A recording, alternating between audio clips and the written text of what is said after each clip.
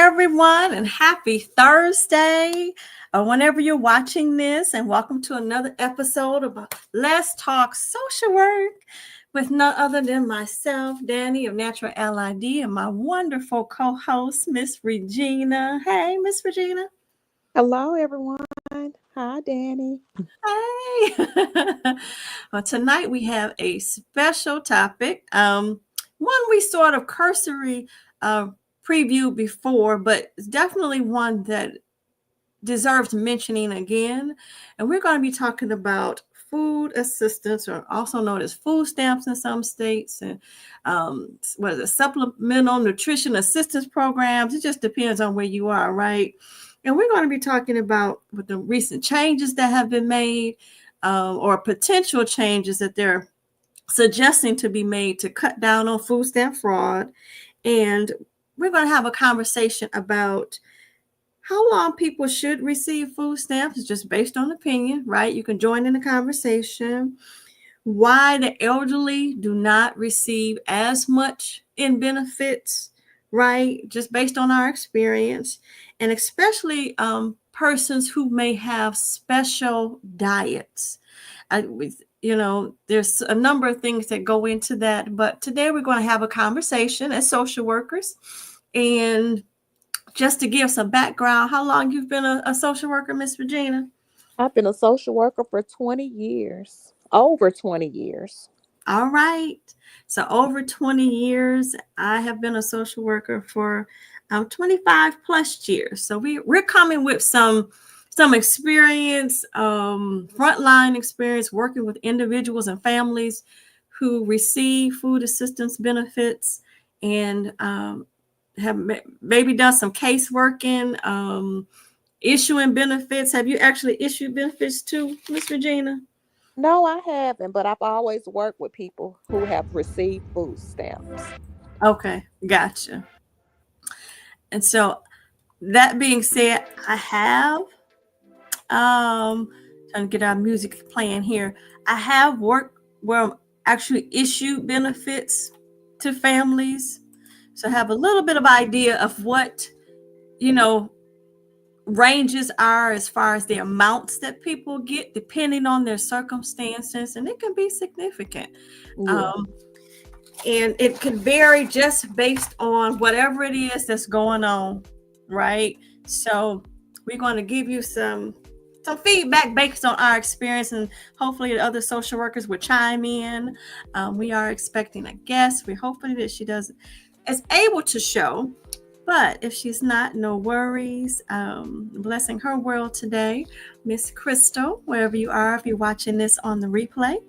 But yeah, we're going to get started because it's definitely a topic worth talking about and putting it out there, and perhaps something that you can share and do for in your community, whether it be lobbying to your legislature or working in community groups.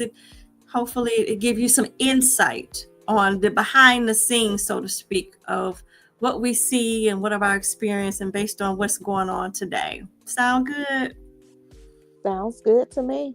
All righty. So just to get started, social workers, right? We see it. We see how people get on assistance and they come off assistance based on, circumstances, be it income, be it I see it based on family size or people coming in and out of the household. What do you think about how long someone should be on assistance and compassion? Because sometimes in the public, it seems like people get this perception like, oh, they've been on assistance too long, or they have this mindset that perhaps there's a certain limit to the amount of time that people may receive food stamps. What's your opinion? I don't think it should be a limit because, especially in today's climate now with inflation and Mm-hmm. it's so high, and you work one or two jobs and it's still just not enough. And I know with like food stamps, like as soon as your income goes up, they want to cut you off, uh, reduce your food stamps. But I just feel like they should, allow people to get on their feet. And it just shouldn't be a limit when it comes to food. Right. And I ditto that. And just looking at the demographics about individuals that receive food benefits, some people feel like, well, there is perhaps a higher percentage of maybe, minorities or other ethnic groups besides white that are on food assistance, right? And Mm. sometimes we might stereotype that, oh, okay, it's those people who are on assistance, and that's simply, statistically, it's not true. And I'm just going to say it. You might think African Americans or blacks or something like that are more or higher on food assistance, and that's not true, right? Right. Based on if you look up the USDA, I love that they put their information out for the public to see. So each state, in some form or fashion, provide statistics, right, for their state and the populations that they serve. And when I was looking it up, it was sharing that white, non-Hispanic is 37% that participate in the SNAP benefits compared to blacks or African American, however you want to say it, 26%, Hmm. Hispanic 16%, Asian 3%, Native Americans 2%, and then the other they had a category for other at 16%. Wow. So that being said, no, it's not necessarily more statistically any one particular group that's, minority. I don't like using that word, but you understand what I'm saying. Um, that are on food assistance, and that's not true. Wow. If you look at the numbers, it's 37% non-Hispanic white. Right. And you say, why do you bring that up? Because I think sometimes, and I could be wrong, that's why we're having this conversation. Feel free to chime in, those who are listening, that you might think, oh, it's, people who are non-white who mostly, partake of the food assistance benefits. Yeah, I see that a lot too. I think it seems like they are always focusing on African Americans or putting us in the spotlight Mm-hmm. for some reason. I don't know why, but that's just my opinion about it. Yeah, it and it's not right, and unless you know where to look, or unless you are willing to look this information up, who's going to know? I mean, it's not something you wake up in the morning. Let me see. I'm looking the USDA demographic, and it's actually also another part of the USDA called the Economic Research Service Agency within the U.S. Department of USDA, and they collect the demographic profiles of people. They collect like trends of participation rates and benefit amounts. And the economic impact of food assistance. So I just want to put that out there. So if anybody wanted to research it for themselves and asking, where's she getting this information from? Again, I'm getting it from the USDA. And within the USDA is a department called Economic Research Service Agency. So you can definitely look it up for yourself. So since that being said, we were talking about ethnicity. Now you're talking about gender breakdown. Statistically, there are more females, 57% compared to males on Hmm. assistance. Age range, children 0 to 17 years old, 40%. Under 5, 12%. School age children, it says 28%. So it's broken it down. Okay. So they're breaking down children 0 to 17. So of the 40%, under 5 or 12%, and school age 28%. So that's children, and then adults is 42%, and then older adults 60 plus is 18%. Wow. So statistically, if we're looking at that, adults and children are more um, participating in food stamp benefits. So it gives you something to think about, and then I'm looking at my data stuff, y'all.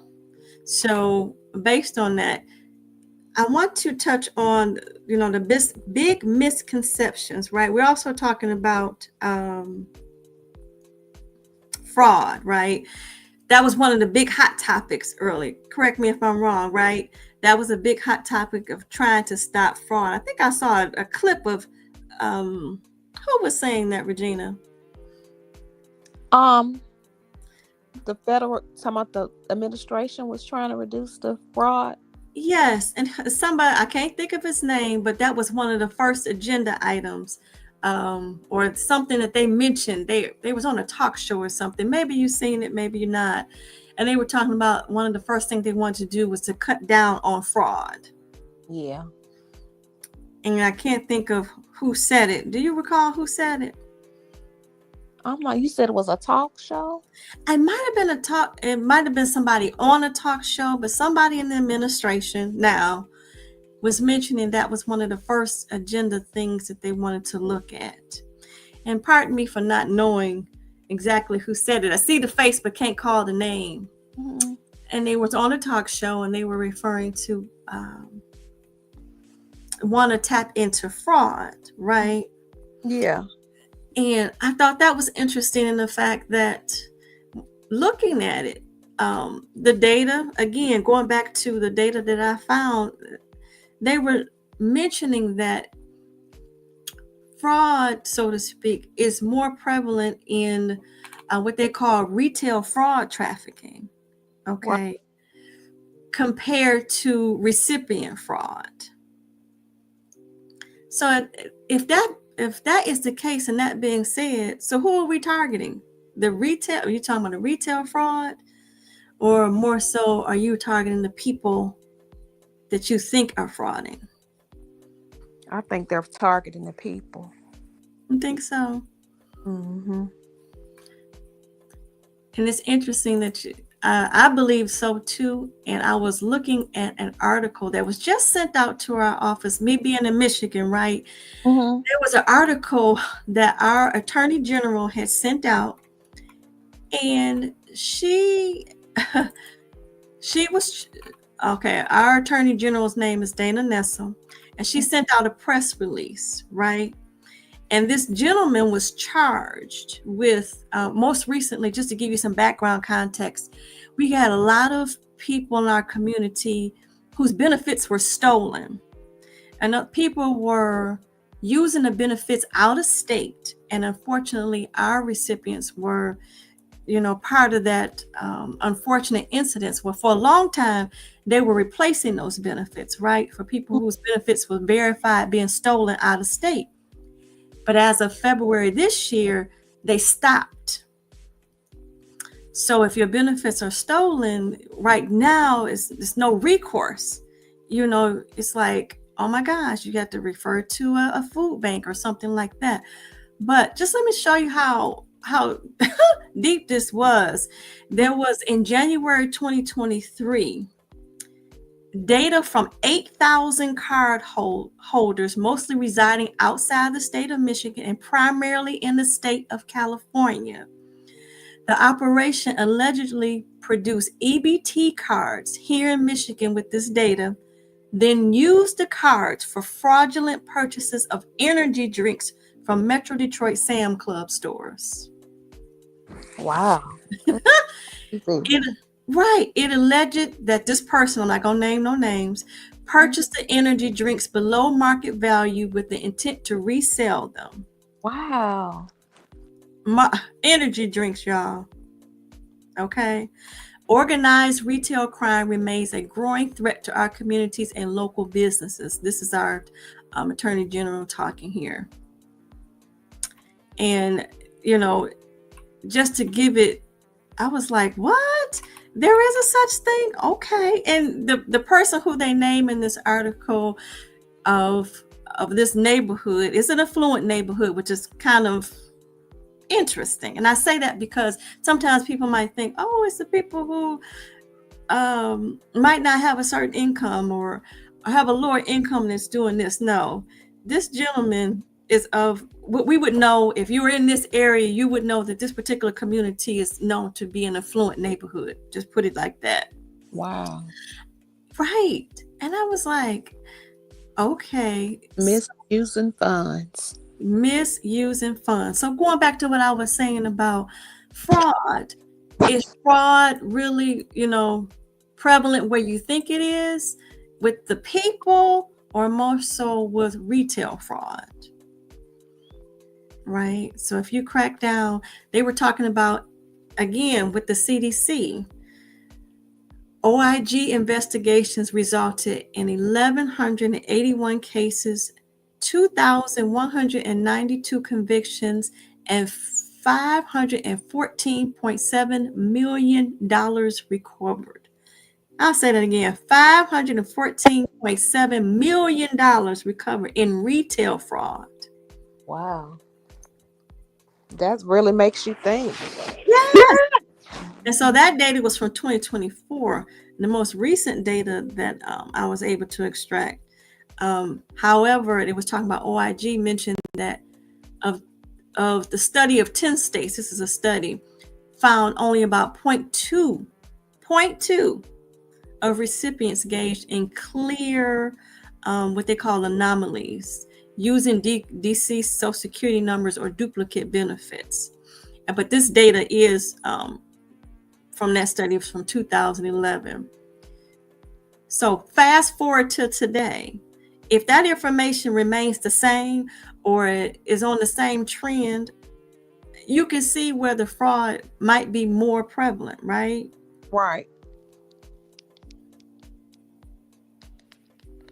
And they talk about fraud, not fraud, but improper payments are not the same as fraud, because sometimes improper payments can be made by caseworkers or participants that are unintentional. Because sometimes, unfortunately, I'll be the first to jump on this bandwagon, Regina, is when over issuance of benefits happen, guess what?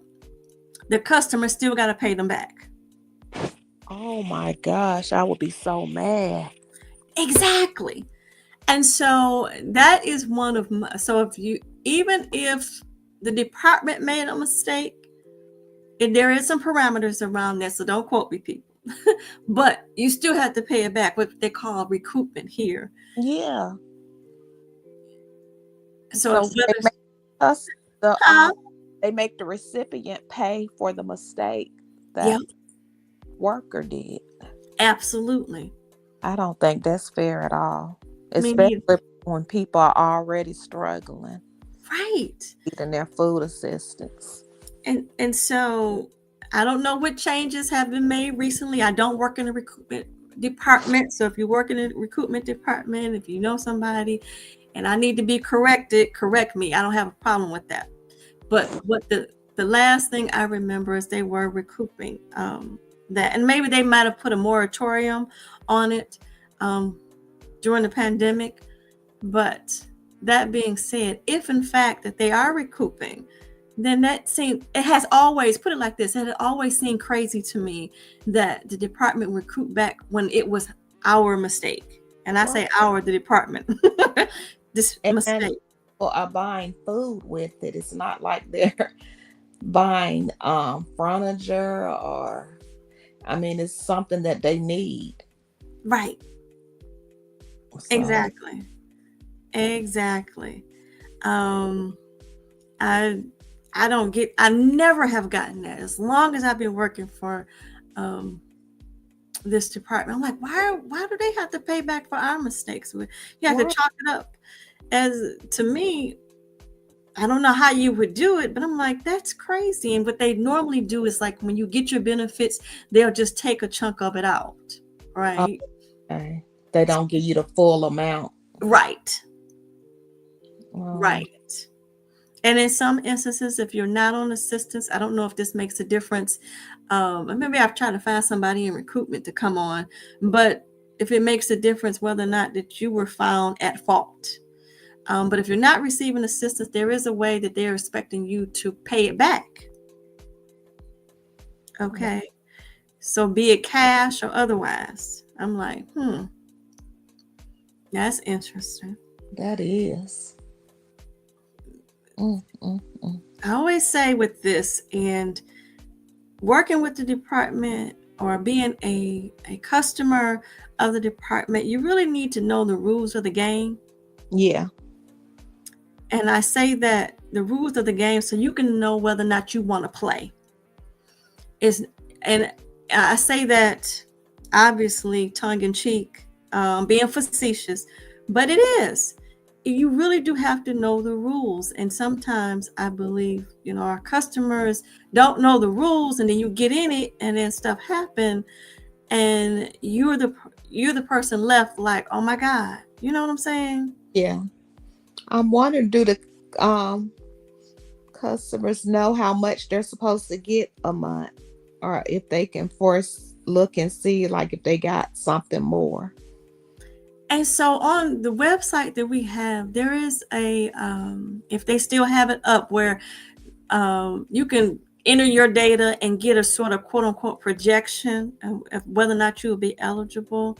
But I don't believe it gives you an exact amount. However, if you go onto our public policy, our DHHS policies are public. There are tables, what they call reference tables, on there. And on one side, it will show the number, the group size is what we call it, group size. And at the top, it'll show the income. And then in the table itself, it will show the amount of income that you can have for that group size. And then there's another table that talks about the highest benefits amount you can receive based on your group size. Okay. So there is that, but honestly, how many people actually go in there and look for that stuff? That's what I was thinking. Like nobody has time to do that. It's like then the recipient has to do the worker's job. Yep. Yes. And then on the flip side of that, sometimes people, complain. I'm glad that you mentioned that. They may think, well, I don't get, how come I only get X, Y, and Z? Right? They may feel like they are entitled to a larger amount based on their circumstances. Yeah. And some of the circumstances don't fit the program. And when I say that, I mean, people may come off and say, well, I got a car note. Car note is not considered an expense on food assistance benefits. Wow. Or is it where you are? Is that considered? Do you know? I'm not sure. Okay. Or, whatever, there are certain expenses that are not considered, and the expenses that are considered are basic. We're talking about your food, your shelter, your rent, and the rent is capped. So unfortunately, if you say you pay $2,000 in rent, that's really high. But if you say that you pay $2,000 in rent, for example, and the cap is $1,500, then they don't consider that extra $500. Wow. So you see what I mean when I say you need to know the rules before you play the game. Definitely do. You have to know, okay, what it is that's counted and what's not counted. And unfortunately, some expenses are simply not considered a necessity, if you will. Yeah. And you're really looking at your basic needs. Your basic needs. Yeah. Because you don't need a car to get to work. So it just depends on if you know it and you're like, oh, okay, this isn't considered, then you might not be as wrinkled about the fact that you only got or are receiving a certain amount of benefits. Yeah. And interesting, sometimes, not all the time, some people may call and say so and so is getting so and so. Yeah. I don't know if you And ever. it's on the kids too, how many kids you have and the Yes. income and Yes, all of that, group size, income, and expenses. right. And some people, like I mentioned, may call and say, well, so and so is getting so and so. How I got as many kids as she got, or our situation is blah blah blah, or they live next door. Lord have mercy. Please don't tell folks your business, because they will tell it when it might be a benefit to them. But in all seriousness, you really can't compare your garden to somebody else's, because you don't know what that other person has told the department. Right. That's true. They only gonna tell you as much as they want you to know. But at the end of the day, it's based on what they have said and what they have provided for documentation. If those two add up, then hey. If fraud comes out later, then they have another department for that. But I'm saying that to say it could be different based on circumstances. Like you said, Regina, number of group size, it could be based on income and a number of other things that contribute to the benefit amount based on policy. And it's not based on how much of a story that you have, meaning what your situation is. It's like, unfortunately, it's not based on that. It's standard tables, nothing personal, nothing well, I'm going through this, I'm going through that. Okay, but what is your group size, your income, and your expenses? And sometimes that can be disheartening, because you're listening to the circumstances, but it doesn't matter how grand, quote unquote, your circumstances are, as long as your circumstances fit within policy and the amount that benefits that you can be given. Because staff can't arbitrarily just say, oh, okay, I'm gonna give you 600, oh, I'm gonna give you 400. No, our policies is built into our system. So whatever information you provide and what it comes up with at the end, that's what happens. Is it sometimes it can be wrong? Yeah, it can be, depending on if some information was input incorrectly or the system is glitching or something like that. That's possible. But for the most part, it's based on the information you provide, and not the circumstances, so to speak. Right. Yeah. But getting back to that, talking about the amount that you were talking about, with our elderly, what have you seen with our elderly individuals? With the elderly, most of my people that I work with, they're on a fixed income, so they may be receiving Social Security, and they don't get a whole lot of money. They don't get a whole lot of food stamps. They may get like $20 or $30, and that's just not enough. Especially like most of them have they may have diabetes, and they may need special diets, and $30 is just not enough. No, it's not. Because And some of you them receive like $400 or $500 in Social Security. Because back then a lot of Black women, they were working for rich white families, so they were not paying into Social Security, so their Social Security check is not a whole lot. mm-mm. So I just hate that they penalize them like that. That, and those who receive disability benefits as well. Right. In that same vein, any money you may receive from Social Security or disability benefits or elderly, you're right. Those benefits are low. And I mean, and when we say low, not enough to take Right. care of your food benefit needs on a monthly basis. But then on the other hand, some people may argue that supplemental nutrition assistance program is just that. It's meant to be a supplement to your income. But if your income is low and you don't have a lot of expenses, then that benefit amount can be very low as well. And with the price of food, Right. it can be like, what? It's Okay, I'm supposed to do what with this? And, something is better than nothing, but it still can be disheartening to see, the amounts that I received and the hoops you got to go through to get it. Okay. right. It's like you want you are taking advantage of the most fragile, giving them the least. And it's like when you get a certain age, it's not like you can go out and get another job. Hello. You I have feel, mhm, disabilities, and so it's not the same. right. I just feel like you reach a certain age. Let's just throw it out there. Say 65. I just feel like you just should have a standard certain amount of benefits, period.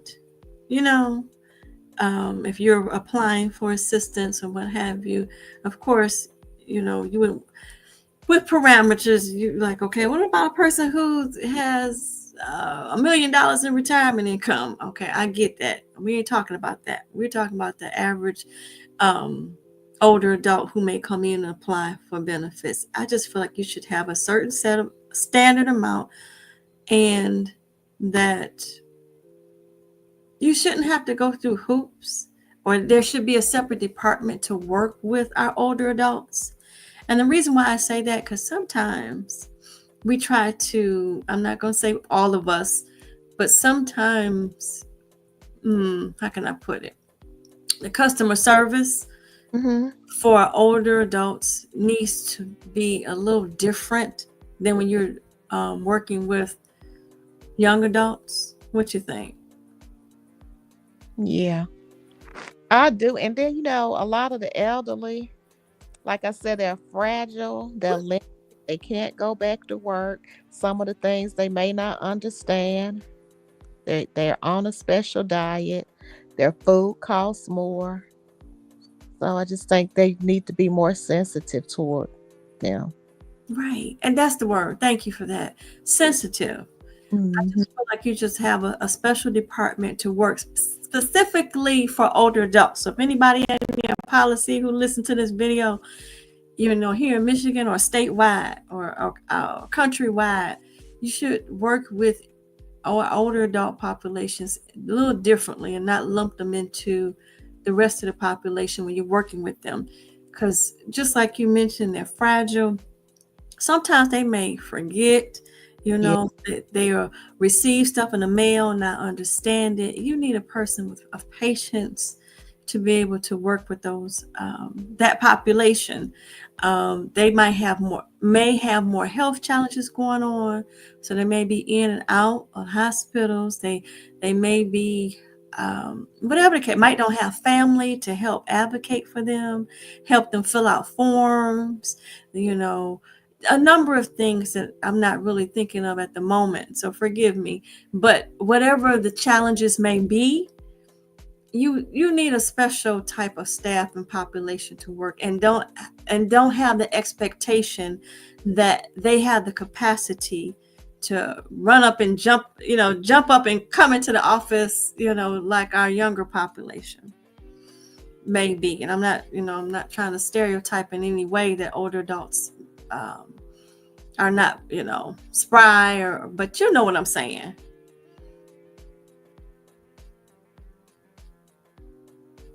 You know what I'm saying. Is that your experience, Regina? oh, that.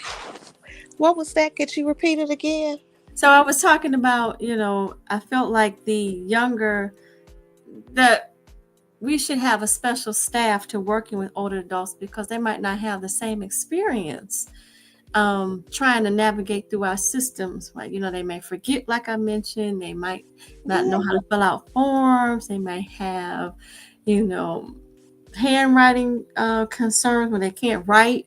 And I was saying that I'm not trying to stereotype all of our older adults, Right. but um, Sometimes our, older adult population needs special attention and should not be lumped, so to speak, in our younger population. I definitely agree with that. And a lot of them are not used because I don't know where you are. I mean, and if y'all do a lot of applications online, Mm-hmm. Yep. Yep. a, a lot of our elderly, they don't understand all of that. Right. They don't respond to emails, and we have these eh, expectations for them to understand that, and they may miss their appointment because they didn't look at the email and miss. Right. I think they should have, like you said, a special attention A with staff. somebody specifically that works with them. Right. And don't have the same expectations. If maybe you need to do more hand holding, Right. going out to them and filling out, and not just sending it in the mail, because we know stuff get lost. It does. And then you giving them 10 days and you expect them to hop up and run into the office. Well, some of our older adults might not have transportation. They That's might true. not have family to bring them. They had to make arrangements to come into the office. And sometimes those notices we send out, okay, today is the 26th. We expect you in 10 days. Okay, it takes about 7 days for you to get the mail. and, and then you expect them to make arrangements in 3 days to come into the office or provide you what you need. Does that seem fair? It doesn't. They may have doctor's appointments or anything. Right. They can't maneuver around like the younger adults. Right. In general, we're not saying that, some of our older adults are not spry, but, if you're working with that population, there should be a more of a leeway or grace, Right. extra time. When you reach a certain age, I just feel like you should be allowed extra time to do the things you need to do. I think so too. I know, like when I'm working with my parents, they don't understand all of the, and they're well, my dad, he'll be 70 Okay. this year. Mm-hmm. Mom, she's already 70, but they don't understand all of those scans. Like you have to scan your phone. Mm-hmm. It took me the longest to teach them that. Right. And just operating the email and understanding you may have to update your passwords and they misplace things. It's just like you said, the special care and attention. Right. It's like, no, we should not. I said, if I've ever in a position to tell somebody, I'm telling people now, you should not. Older adults should be allowed extra time and to get the thing. And people with children who have to navigate that. Yeah. But I just think our time frame sometimes, even just to work with people, can be a little short. And Mhm. it's not, and I've said this before, and I'll say this on the record. We have this expectation that staff are quote unquote social workers, but they're not. In my department, I'm gonna speak for here. There may be social workers in positions, but the position is not a social work position when we're talking about general assistants here in Michigan. Yeah. They are rated, so to speak. Your performance is based on SOPs, standard operating. What's that? Standard of promptness. Mm-hmm. And so, how many cases you turned on or completed, or applications you completed without the time limit going over. So, you're based on production. Wow. So you said there is based on production, like they get a score? So, standard of promptness, you get statistics. Okay, for example, this is just in general, you got 100 expedited food benefit applications. Expedited means that it needs to be processed within a 10-day time frame. By the 10th day, the family should have gotten their eligibility, if they are eligible, gotten their card, right? Mm-hmm. So if you have 100 of those and you were only able to get to 89 of those, then you have, 11% of those cases are overdue. So Mm-hmm. that's considered a negative. Oh, so that's why they're rushing like that, and Rushing, yes. that's not good when we're dealing with the people that need assistance. They shouldn't. It makes it seems like they're a statistic or something, or Right. But on the flip side, you can't blame them when you're judged on how many cases that you get open, well, in what they call the standard of promptness, whatever the limit is, because like for Medicaid is, I think it's still 45 days. Expedited food stamps is 7 days. Regular food stamps is 30 days. Um, so you have to open or determine eligibility for those cases within those time frames based on the number of applications that you receive in a given month. Okay. And our staff are, they're rated in that way. wow. Your performance, put it that way. Mm-hmm. Put on corrective action for maybe having errors or not being up to par with your statistics. So I'm saying that all to say we want them to be social workers, but we're not requiring them to have a social work position, nor the afforded the time to do social work on this side. Not with all of those policies they have to deal with. Exactly. I never understood that. And then there's maybe a misconception too on the flip side with some of our customers when saying my social worker. And I try to lovingly share with our customers, they're not social workers in the general sense as far as a position is concerned. Here in Michigan, they're called assistance payments workers. They're called eligibility specialists. Mm-hmm. There is not one position in the Department of Health and Human Services that is labeled social work when it comes to dealing with Medicaid, food stamps, or child care of the like. If I am wrong, come find me. Tell me in the comments. But there is not one that I have seen just in the county that I work in. Wow. They may have social work degrees, but the position themselves that they hire for to do the casework is not labeled quote unquote social work positions. The frontline workers, I'll put it that way. Yeah. The frontline workers. So, yeah. So it's interesting in that you want that level of service, but you ain't gonna give them that level of pay. Yeah, they don't make that much. Mm-mm. And their morale is low, and Mm-hmm. dealing with these deadlines and people with special needs that money is a motivator. Mm-hmm. I feel that way. Like money will motivate you to do your job better. So I guess Right. in a way is you get what you pay for. Yeah.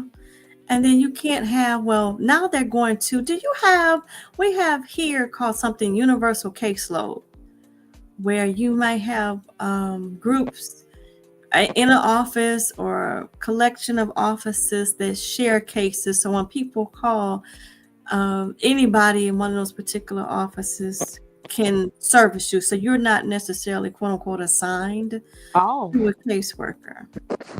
no, I think we still have people. They have a caseload here. I believe. Okay. Hmm. So we were going to that statewide, and then, but I recall, having 700, depending on your title, over hundreds of cases, and you were expected to manage that caseload. Think that's ridiculous. But I do think like it would be good to have a universal caseload because if whoever is available, they can assist you and you wouldn't have to wait on that other person.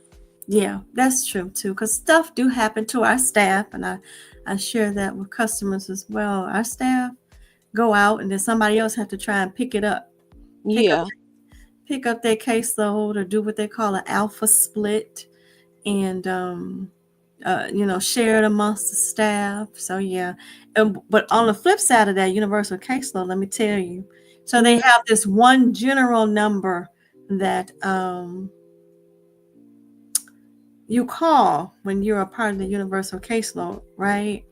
And you got to wait in line. You go through the prompts trying to get to the correct person, the correct office, and you're waiting in line. But sometimes the wait can be substantial depending on how many people are waiting online to talk to somebody and have their needs met.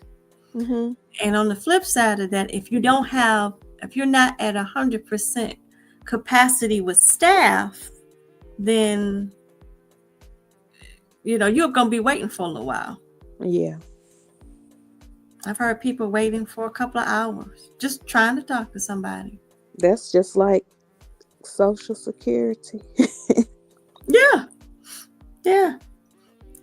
People, and I can understand the frustration when needing to wait, but again, not having the staff, and then I don't know how. I know we're getting away from topic, but um, the turnover in staff. Yeah, cause of the pay, and I guess the caseloads. And I know, cause like when you carry a caseload like me, I've never been able to take off for 2 weeks because I have a caseload. No, it's mm-hmm. So it could really bother a person's morale It can. I when, re- I when remember that. Yeah, when they can't rest and reset and get their mental health together. They're always on, and they got all these expectations, and this looks like they need to redo the policy of how they handle food stamps. The process just needs to be revamped. yeah. But I know that would take a lot of work. And how about, I don't know what it is like in other countries, but in some countries it just seems like they know how to treat their citizens Yeah, better, if they do. It's I don't know what it is with the United States. and making sure people have a level of basic food necessity without having to jump through, as I call, fiery hoops with gasoline draws on. Because It's I'll be the first. Some of the hoops that you have to go through, be it systemic hoops, policy hoops, uh, staff hoops, whatever it is, right. it can be cumbersome. I'll be the first to admit it can be cumbersome. It can be disheartening, and Yeah, sometimes you just want to give up. that's true. They put so much paperwork and it's just so much involvement And in and the people that need the assistance. They suffer because they have all these policies and procedures a person have to go through just to get assistance, all this documentation. mhm. And it's like I feel like they just like to exert power over people. I just don't feel like it has to be the way it is. And again, going back to what I mentioned, it seems like other countries have figured out how to treat their citizens a little bit better and make sure that they have a standard of life. Yeah, that's true, because other countries like France and Canada, they have universal health care, and we still don't have universal health care here. I was shout out to Black Women Build Wealth. She was mentioning that she lives in Canada, and quote me if I'm wrong. If you're listening, my sister, she's a Black Woman Build Wealth on YouTube, and Hmm. she was mentioning that she lives in Canada. They pay for the health care out of their taxes, Oh, I like that. and so in that regard, and I said, I wonder how that could work here. What would need to change? What what would need to happen, or how would that change, or would they not go for it because it might not be as lucrative as it is here? you know um to be a physician or a person in the healthcare field. But yeah, you're right. I'm just thinking some countries just, for families, they just try to make sure that there's a standard of life so that Yeah. you don't have to struggle, right? They figured out work-life balance. Right. How And come how come we can't do that? it's all about the money, I feel. It's all about money here. Work, work, work. Right. And you were mentioning on one of your lives, Regina, talking about you have two jobs, a side gig, and a hustle. They normalize that. I don't think that's good. Me neither. Why would I want to get off one job and then go to another one? And everybody's, you got to hustle. You got to have a side gig. Well, I went to college. I got certified. I have a license. So now you're telling me I need to do something else too Hmm. with a gig work too. Hmm. I don't I don't like that. That's ridiculous. Yeah. If you want to live in this. And then for Mm-hmm. they're punishing people because we're living longer. Mm-hmm. When you won't get your social security benefits until later now, depending Right. on where you were born. Exactly. Exactly. So more closer to 70 for persons like me. Mm-hmm. And Yeah. that's right. When does it stop? I mean, you work for up to your 70s. What quality of life? I mean, you want to experience things when you're younger. Yeah. But some on the flip side, no, we're getting off topic, but some people want to work to give them Yeah, something to do. different thing now. But if you want to, Right. But not because you but have to. forced. Yeah. Yeah. So which brings me to um the last of our topic. So we're talking about food and we're talking about working and having to work until you're up until a certain age. How does that affect, okay, your quality of housing, um, your quality of health? I mean, systematically, what do you think? Um,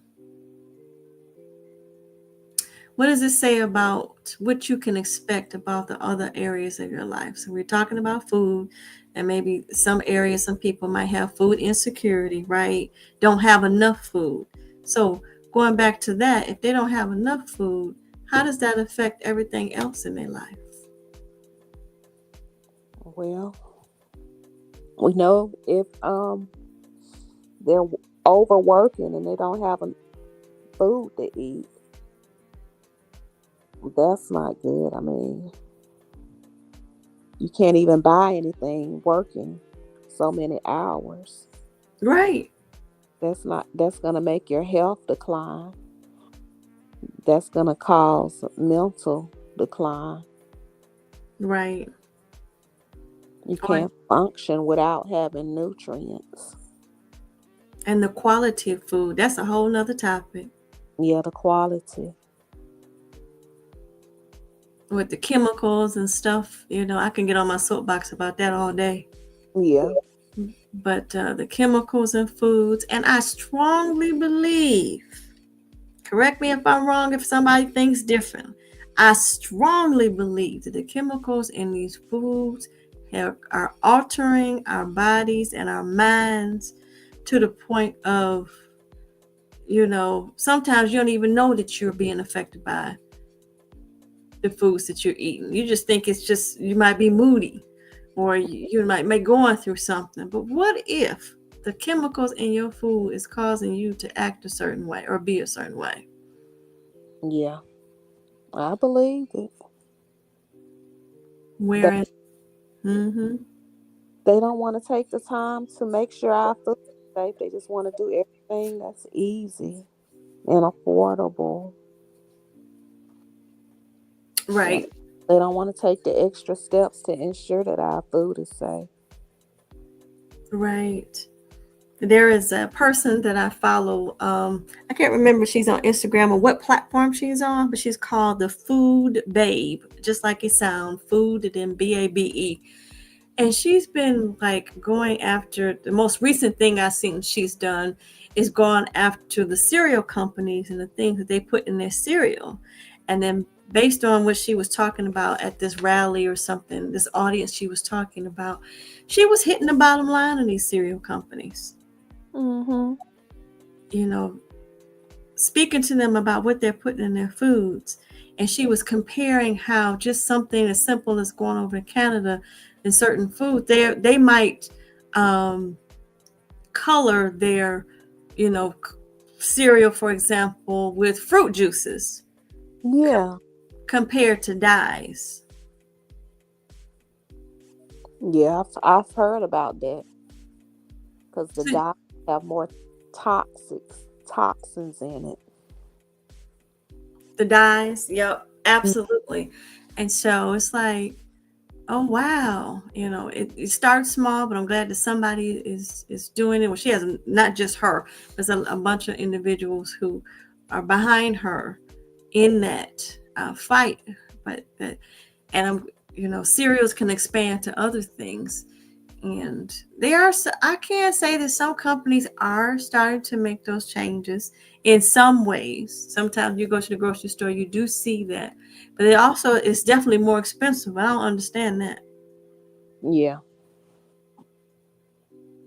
I just think that the dyes is just so cheap and easy to use that that's what they do. Yeah, to get it out to the masses. But does it have to be? Aren't you still making money hand over fist? Yeah, Aren't you they still? want to do right. I mean, at the bottom line, obviously, I don't. You know, I'm not the you know, own a cereal company or anything like that. But are you not still making money Mm-hmm.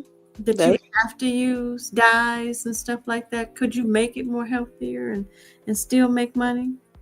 right, and the thing about it, they probably don't even eat the cereal that they make. You think? Right. You know what? I didn't even think about that. You're right. They probably like, nope, I'm not eating that. What else Ooh. eating it? It make me think about, okay, we're just talking about cereal. What about other companies that make stuff that they don't eat their own stuff, but they'll put it out here for us to eat? Yep, Mm, that's what they're doing. that would be a good documentary. Going to CEOs and see if they actually eat their own foods. Yep, and they probably don't. It makes you wonder, right? Mm-hmm. Get back to growing our own foods. And for those who do grow their own food, shout out to you. Right. Because our ancestors definitely knew, like, we need to grow our own food. And Yeah. we didn't have all these sicknesses and what have you going on, right? Mm-hmm. I So, really start huh? growing my own food. Say again. I said I really would like to start my growing some of my food, like just starting small, maybe like potatoes, tomatoes, cucumbers, just having a small garden. Okay, you put it out there. I think that's really good. Yes, at least you know what's in it. Right. But you put it out there, so there's a challenge. I thought Yeah. about that as well. A challenge, just like you said, start small, Mm-hmm. see how it work out, and go from there. Start something somewhere. Right. And there are so many YouTube channels. One in particular I was watching a lot. Homestead Heart. Yeah. You know Homestead Heart? I don't know. I be watching so many homesteads. Okay. And they have a whole, you know, farm. I ain't saying up to that level because that's some work. That is a full-time job. It is. having a farm and tending to animals and all of that. That's a full time. I mean, the wife, she doesn't work, but the husband, he works. Well, And yeah, from sun up, to seem like the sun from sun up to sundown, they're working that land. yeah. I don't know how good I would be. I like being out in nature, but I don't like nature stuff. Does that make sense? Yeah. I I wouldn't want the full yard, like the full farm like that. Maybe just chickens and just let Okay. them do the eggs. And Okay. that's all I do. You say you just want to collect the eggs. Yeah, I just take care of the chickens, feed them, collect the eggs, and that's it. I can't deal with all the goats and sheep and cows. That's too much. Oh, right. I guess that's why back then people had a lot of children so they can help in the with the farm. Right. Right. Now, if I grew up on a farm, then it might be something different. Although I do like the quietness of what you would consider Oh, country. I love it. I do love it. I'm a city girl, but I like the country. But I don't necessarily want to farm. I'll farm like you said. I don't eat chickens, but I may eat some eggs. Yeah. but uh, but yeah, it's something to go along with it. So, but you have to be willing to work at it, flat out.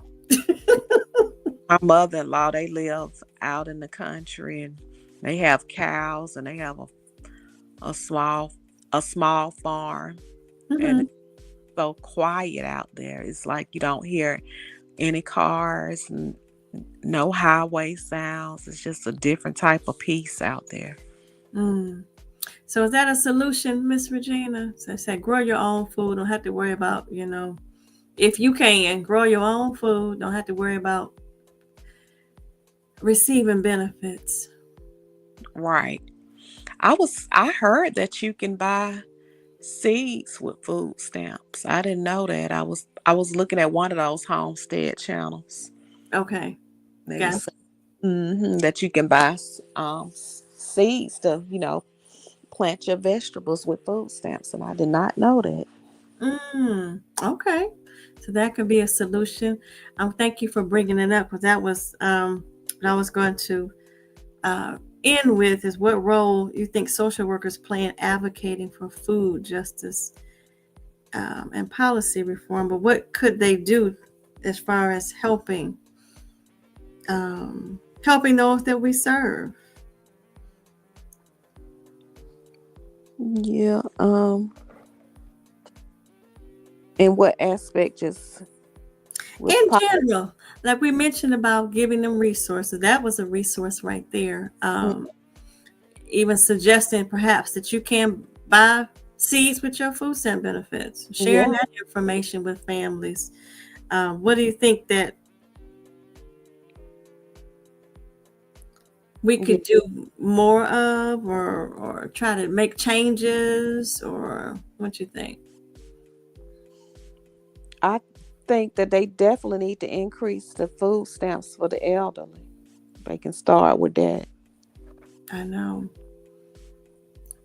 So lobbying to your legislature about the amount of benefits that you receive or elderly receive. Yes, and policies and procedures need to be changed. Like you were talking about having specific people for the elderly and Yes. vamping some of the policies to make sure that the elderly are understanding correctly and they so they won't miss follow-ups and be subjected to their food stamps getting turned off or make sure they don't have any gaps in their food stamps. Right. Hmm. At the very least, do that for our older adults. At Right. the very least, make sure that they never go without or have any gaps in benefits or without food. Um, yeah, and having special staff to help with that. And also what I think about too is one of the things that I do as well is when people may complain, or everyday citizens say, well, that's not enough for them to live off on. You know what I do? I say, what district you live in? What's your zip code? Here is your Mhm. here is your legislative your person in your area that serves your zip code. Write to them. Yeah, that's empowerment. Yes, because you barking up the wrong tree. This tree over here don't do nothing, but that tree Right. can help you. You put that tree in office. So tell them that this is not enough and to lobby for more or make changes, whatever the case may be, or whatever they can do, then that would be my suggestion. Definitely. So if you're a social worker out there, your family's calling, find out what district they live in, what zip code. Give them the address to their legislature. Right. Give them the phone number. Send it to them via email. Send it to them in the mail. I've done that too. Send them everything they need to lobby for themselves. I agree. Would be my suggestion, because sometimes your hands are tied and you're unable to do the things that you would want to do or try to help them, based on the programs that you know about in your community. Yeah. So, speaking of which, we were talking about resources.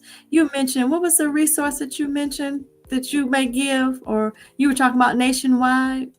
It was the community food banks through United Healthcare. I mean, not United Healthcare, but United Way. Okay. Which is called community food banks.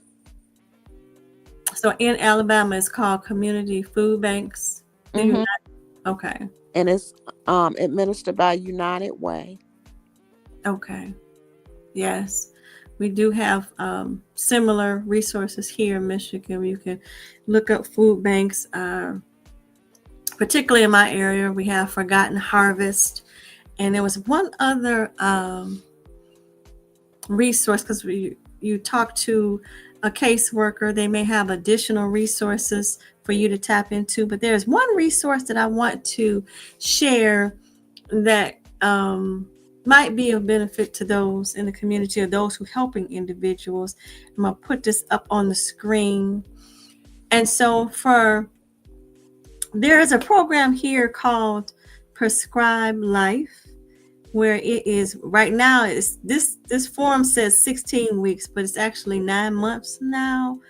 And you don't have to be a patient of this healthcare facility, healthcare organization, but they offer a program where you learn about nutrition, eating, and what have you, and things that you can help with any health goals, or maybe chronic diseases like high blood pressure or pre-diabetes or diabetes. And it's, again, the program is called Prescribe Life. And you simply enroll, it's free fruits and vegetable program. And on the flip side of it, you do have to take courses online. And I know online isn't for everybody, but for those who can help, social workers who might be able to help individuals, or or just share that with families, or families that that have the capacity to do when I say class online, we're talking about less than 20-minute videos that you watch online. And after you watch those videos and you answer some questions, you talk to what they call a health coach. Then after you talk to the health coach, you move through the modules, and then they send you produce benefit cards to our local grocery store. Right now it's Kroger. And so the produce benefit cards are like $30 a month for the first 6 months. And then the last 3 months is $20 Wow. a month. And the last 3 months, you do not have to work with a health coach. They just want you to practice what you learned in the first 6 months. Okay. So this is a resource that I put out there for families that I come across that may have the capacity to do the classes online. My understanding is that it has been shared that, we need to work with individuals or find a way that individuals who don't have access to online can also benefit from this as well. So that may be forthcoming, Right now, this program is only 2 years in the making. So we're looking for more to come in the months to come, because before it was only 4 months, now it's 9 months. So that has been a change already. Starting in March is 9 months, but before it was only 4 months, and the benefits were substantially less because it was only 4 months. But yeah, so if you're here in Michigan, this is a resource for you. Again, it's called Prescribed Life. It's here at the bottom of this document.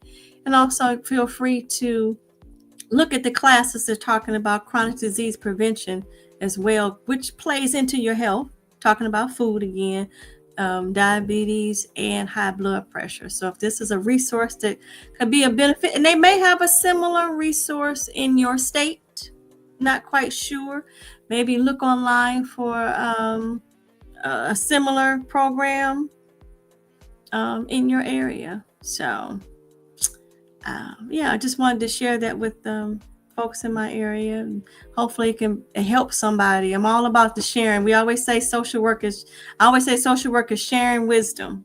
Yes.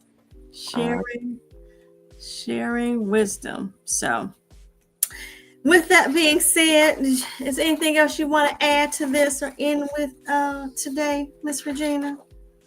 no, that's all I have. Okay. All right. Well, it has been an absolute pleasure. I hope this conversation. Looking forward to bring more social workers into the fold, to talk about these issues and see what we can do collectively. Even maybe even exchange resources with each other to try to help those of us in our communities. When you become a social worker, this is pretty much what you sign up for, right? It is. Gotta help people. Yeah, I think most definitely when your title is a social worker, it's in your if you've done it for a while, it's in your bones. I don't know how not to try and help. Right. I don't know any different. I don't know. If I know something that can be a benefit to you and I can try to help you with it, you bring it to my attention. Maybe sometimes if you want it or not, I'll try and help. So, but yes. So I thank you very much, Miss Regina. Thank you for a wonderful conversation about this, and we look forward to our next topic, talking about social work. And hopefully this brought insight to anybody who, if you want to add your comment in below, we appreciate it. Other social workers, looking forward to talking to you about it. And let's continue what we do, sharing wisdom. Absolute pleasure to serve you. And like I say on my channel all the time, let us continue to learn, grow, and share together naturally. And speaking of which, sharing together naturally, where can they find you, Miss Regina? They can find me on YouTube, and it's Regina Michelle, Regina Michelle, Michelle. Yes, and definitely tap into her YouTube channel. She always brings insightful conversations, insightful topics of current events, and her special touch, which I absolutely love. So check out her channel as well. Again, thank you for listening, watching, and until next time, beloveds, bye-bye for now. Bye-bye. Right. All right.